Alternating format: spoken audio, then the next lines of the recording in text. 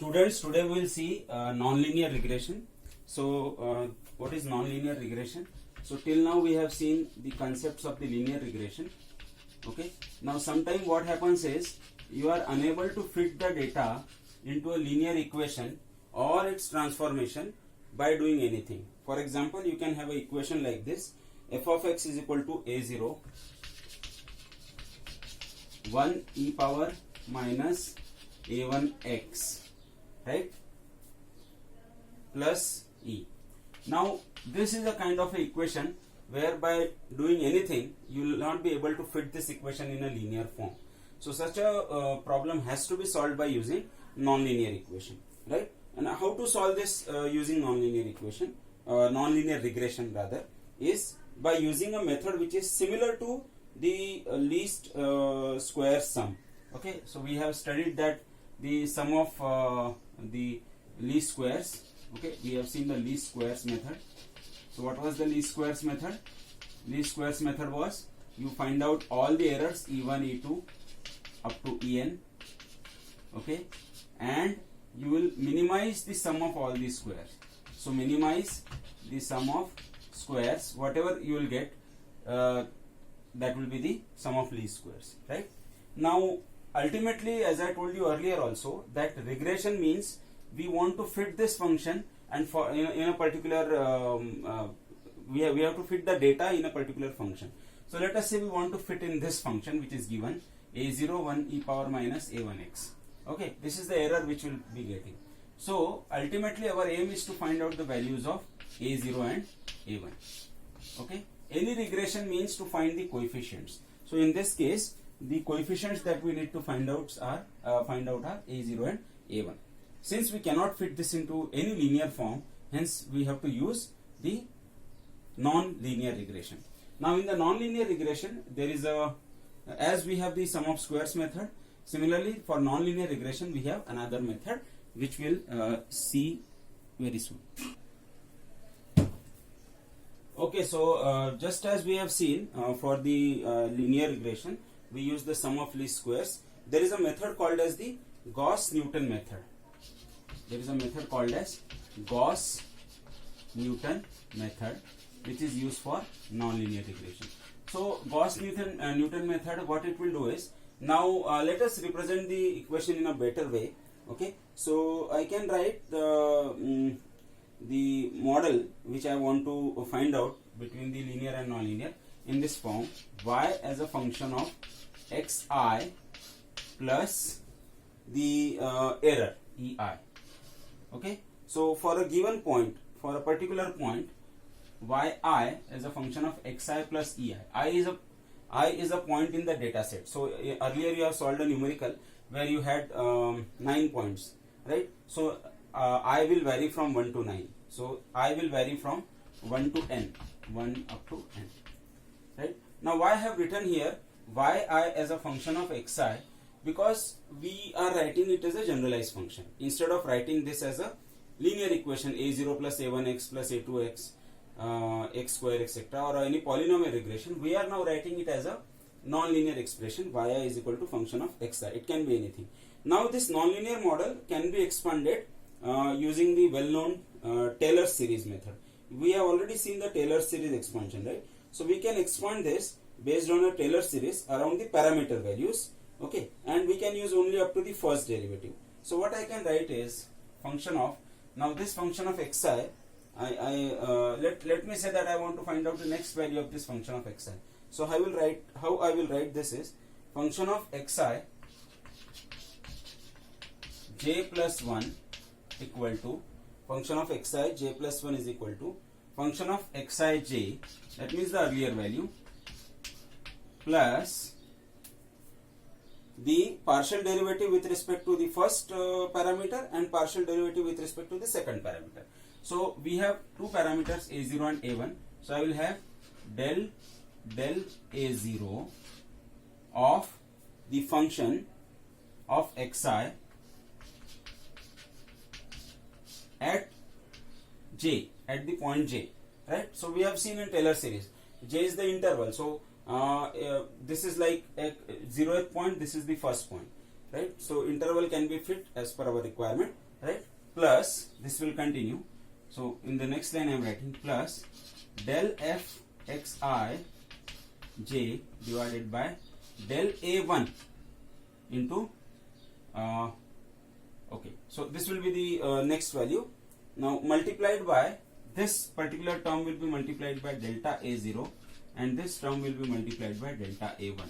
Okay, so this complete term is multiplied by delta a0 and this term is multiplied by delta a1, where delta a0 and delta a1 represent the interval. So if you recall what we have studied earlier in the Taylor series expansion, we always take the xi plus 1 minus xi, that is the interval. So in this case, since we have two variables, we will have delta a0. Delta a0 will be a0 plus 1, that means the next value minus the previous value, right?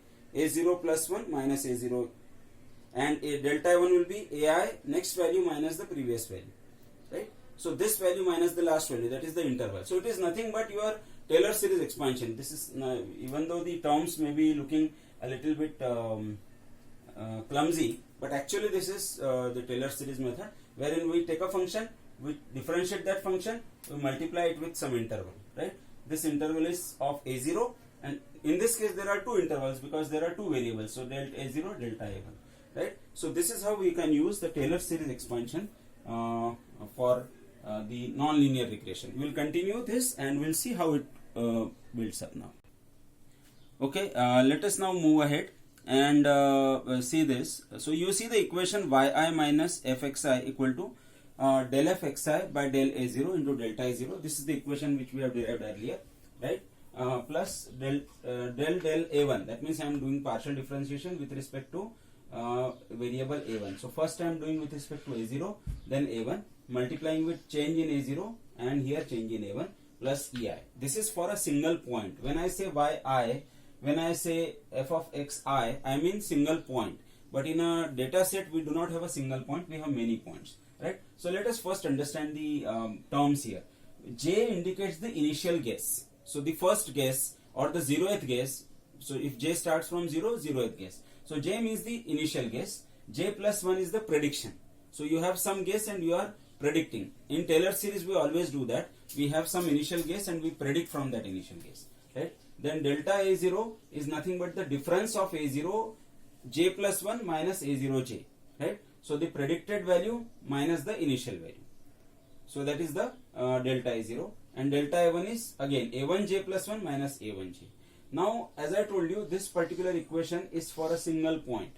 This is for a point. What if I want to write all the equations together for all the points? So I will have to write, let us say I have 10 points. So I will have to write y1 minus fx1 is equal to del f by del a0 fx1 delta a0, okay, plus del a1 of fx1 delta a1 plus e1. Then for yi equal to 2, I will write y2 minus fx2 is equal to del f x2 by a0.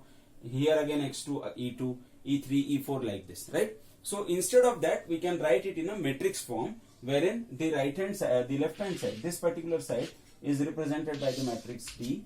It is represented by matrix D. Okay, and I rearrange the right side so that I write all these del x, del f by del x all together in a matrix called as Zj. I will multiply it with A. A will indicate the coefficients, right? Plus E. E is the error. So this is how I can write this in a matrix form. So I will show you the details of each of the matrices now.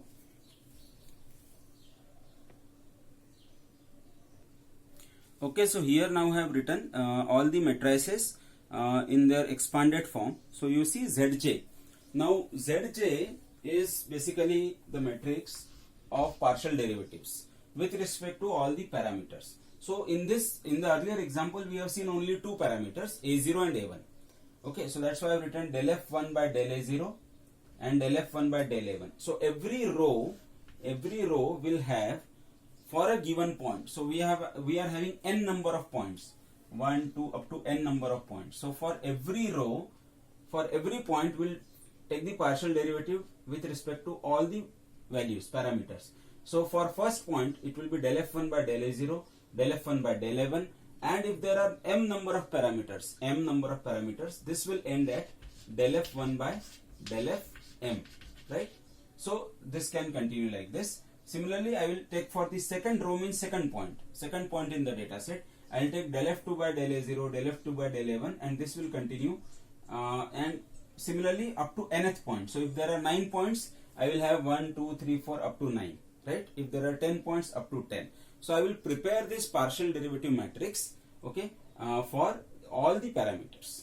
Then this D matrix is nothing but your left hand side, that is y minus fx. So if there are n number of points, it will be y1 minus fx1, then y2 minus fx2, etc., etc., up to yn minus f of xn, right? So n is the number of data points once again.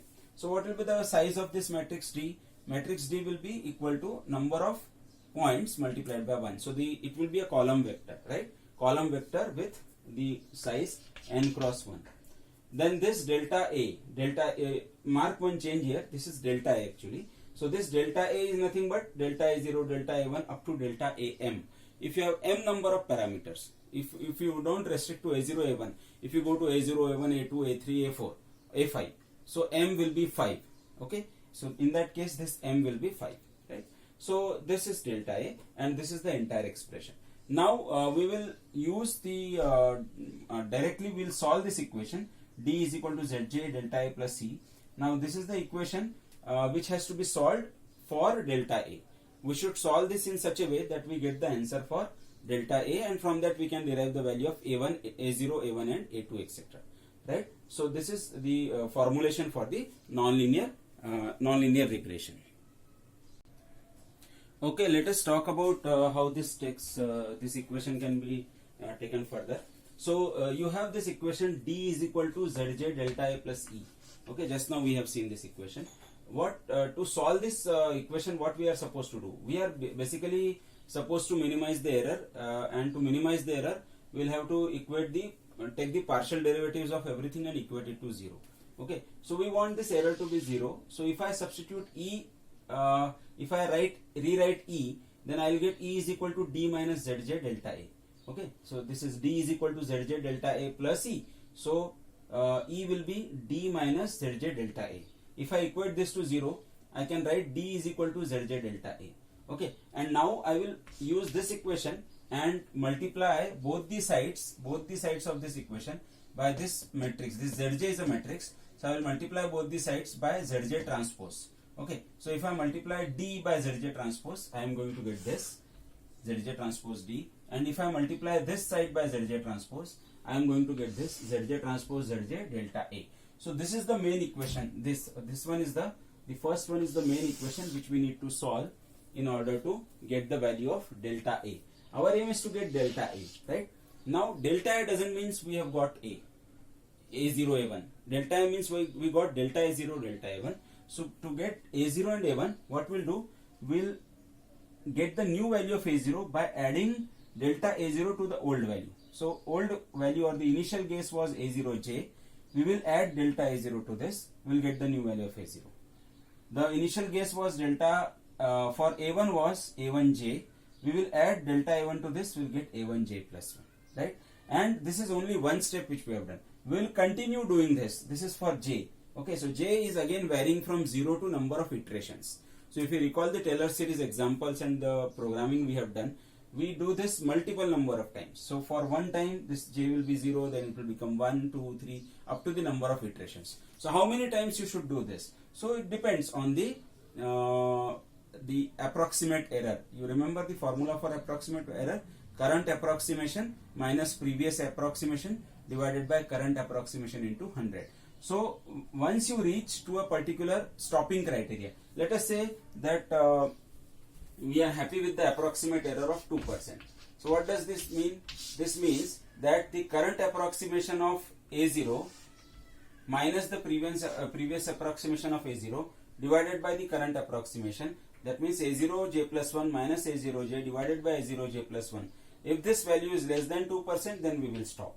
And also A1j plus 1 minus A1j divided by A1j plus 1. If this value is less than 2%, we will stop. So this is the stopping criteria that we are going to use based on the problem, right? So how much minimum error you can afford, that will define the stopping criteria, right? So once again, please remember, we need to solve this particular matrix form equation iteratively. Iteratively means once we'll solve for one, after one solution of this equation, we'll get one increment in a0 and a1. Okay, then we will check the error. If the error is less than the desired error, we'll stop there. Otherwise, we'll go for the next iteration. Okay, we'll find a0 j plus 2, a1 j plus 2. Once again, we'll check the error. If the error is okay, we'll stop. Otherwise, once again, we'll go for j equal to 3 and we'll solve this iteratively till we converge. Okay, and that will give us the value of final a0 and a1. This is how you can solve the nonlinear regression problem. Looks bit clumsy and difficult, but we'll take one example, numerical example, which will clear all your ideas, right?